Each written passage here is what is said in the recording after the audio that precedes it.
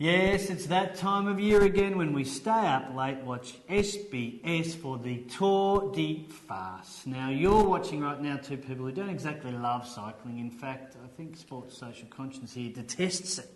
I wouldn't say detest, Mark. It's a little bit strong.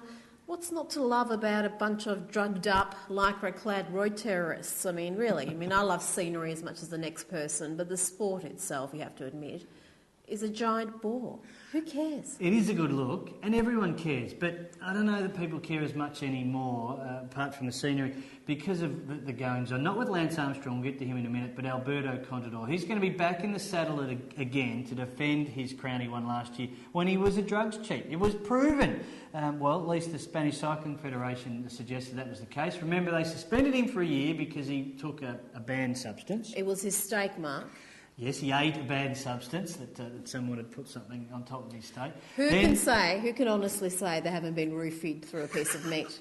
Then the Spanish Cycling Federation turned it around. Then the UCI, the governing body, and WADA decided to take it to the Court of Arbitration for Sport. And it should have ended there. And I reckon it will end there, but it won't end in time for this year's tour. He's going to ride again. No credibility in that.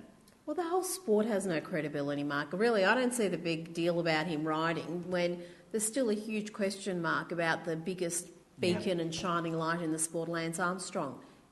Was he a drug cheat? We still don't know. 500 tests, all negative, but we've got to remind ourselves Marion Jones never tested positive and she had to give back her medals and spend some time in prison. So he is not out of the woods yet. Oh, far from it. The evidence continues to mount, of course. We've had Tyler Hamilton, George Floyd, Landers trying to flog a book by saying that they saw him test positive. But I think the interesting thing that Floyd Landers said, Rita, was that if Lance didn't win the Tour, someone else who was on drugs would. If they're all doing it, and I suspect they all are, is it a big deal? Is it just the bloke who does win rides a faster time than he otherwise would have? Well, you still have to be an exceptional athlete and train remarkably hard to win, even on drugs. So I say let them all take whatever they want. Let the chemists roam free and let's see how fast they can go. We'll wrap it up with a word from Twitter, and it's from Mike Kruger. True or false, Alberto Contador celebrated his victory by throwing some Spanish steaks on the grill. It was, of course, after the Giro d'Italia with prescription sauce. Yes, Mike, he certainly did. But you don't care, let's be honest. And that's why it's on SBS, because nobody cares.